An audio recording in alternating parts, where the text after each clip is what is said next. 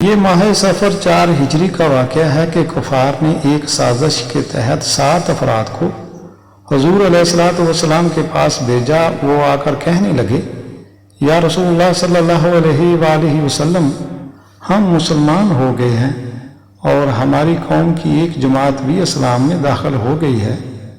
اپنے صحابہ کرام کی ایک جماعت کو بھیجیے تاکہ وہ ہمیں قرآن پاک پڑھائیں اور احکام شریعت سکھائیں۔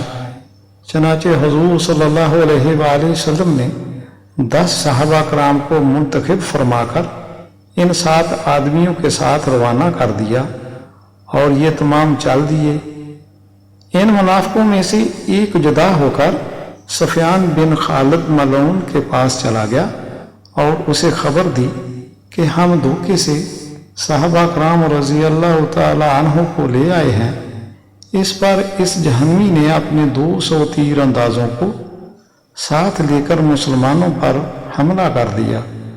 صحابہ کرام رضی اللہ تعالی عنہ نے ڈٹ کر مقابلہ کیا۔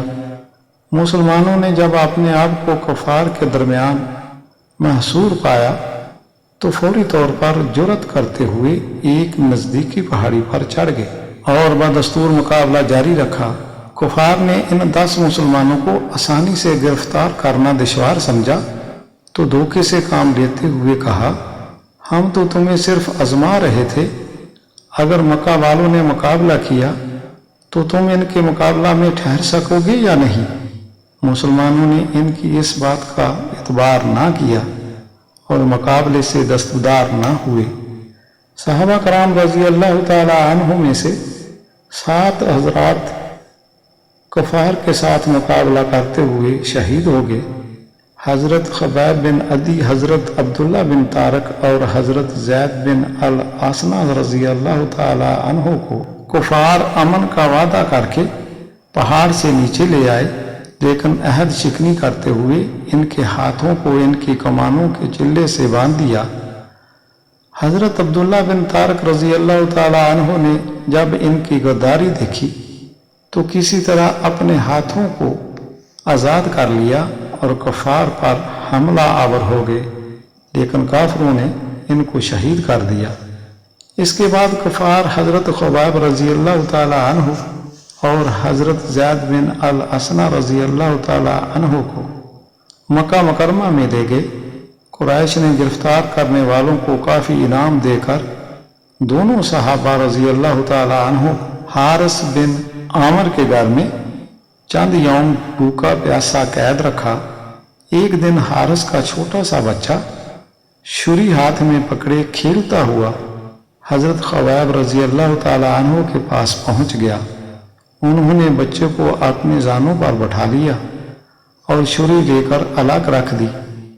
بچے کی ماں نے جب دیکھا کہ بچہ قیدی کے پاس پہنچ گیا ہے اور تیز چھری بھی وہیں موجود ہے تو وہ بے اختیار چیخ مار کر رونے لگی۔ حضرت خبیب رضی اللہ تعالی عنہ نے فرمایا، میں تمہارے بچے کو ہرگز قتل نہیں کروں گا، تم مطمئن رہو۔ چند دنوں کے بعد حضرت زید رضی اللہ تعالی عنہ کو صفوان بن امیہ نے لے لیا اور اپنے باپ کے خون کے بدلے میں، جو کہ بدر میں مارا گیا تھا، اپنے غلام نستاس کے سپرد کر دیا کہ حدود حرم سے باہر لے جا کر قتل کر دے۔ وہ حضرت زید رضی اللہ تعالی عنہ کو باہر لے گیا۔ قریش اور اہل مکہ اس قتل کا تماشا دیکھنے کے لیے گروہ در گروہ آ کر جمع ہو گئے۔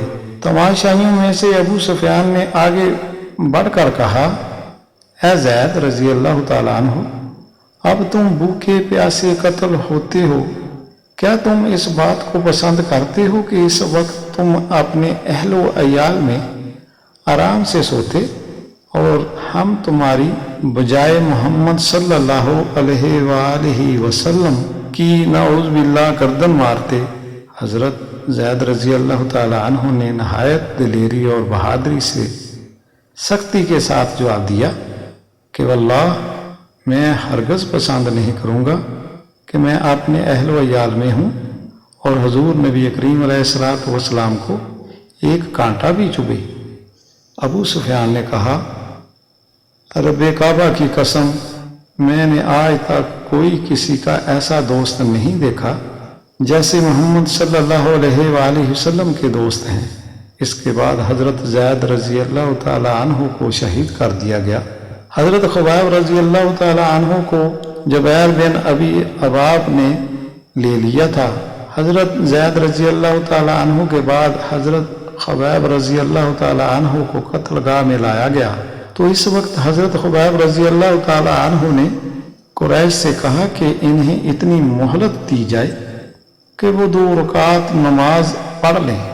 कफ़ार ने इनको नमाज अदा करने की इजाज़त दे दी। हज़रत खुबैब रज़ी अल्लाह ताला अन्हु ने इस ख्याल से कि कहीं कफ़ार ये न कहें कि मौत के डर से नमाज को तूल न किया, नमाज के बाद हज़रत खुबैब रज़ी अल्लाह ताला अन्हु को सूली पर इस तरह लाया गया कि इनका चेहरा मुबारक मदीना मुनव्वरा की तरफ रहे और काबा शरीफ से रुख फिरा रहे। हज़रत खुबैब रज़ी अल्लाह ताला अन्हु ने फरमाया, मुझे इससे क्या नुकसान है? अल्लाह ताला इरशाद फरमाता है, तो तुम जिधर रुख करोगे इस तरफ अल्लाह ताला का रुख है। कुफार ने इनसे कहा कि दीन इस्लाम से मुनहरफ हो जाओ तो तुम्हें निजात दे देंगे। फरमाया, कसम है अल्लाह ताला की, अगर तमाम ज़मीन मुझे दे दो तो मैं फिर भी दीन इस्लाम से मुंह न मोड़ूंगा। एक जान क्या चीज़ है, 100 जाने भी हूँ तो इस पर फदा है। कुफार कहने लगे, ए खुबैब रज़ी अल्लाह ताला अन्हु, इस वक्त तुम्हारी ख्वाहिश तो ये होगी कि तेरी बजाय इस फांसी पर मोहम्मद सल्लल्लाहु अलैहि वसल्लम होते और तू अपने घर अमन से रहता। हज़रत खुबैब रज़ी अल्लाह ताला अन्हु ने फरमाया, अल्लाह की कसम, मैं तो ये भी पसंद नहीं करता कि हुज़ूर अलैहिस्सलातु वस्सलाम के पाए मुबारक में कांटा चुभे और मैं घर में बैठा हूँ। कुफार ने इनका ये अज़म देखा तो इनको शहीद करने का इरादा कर लिया।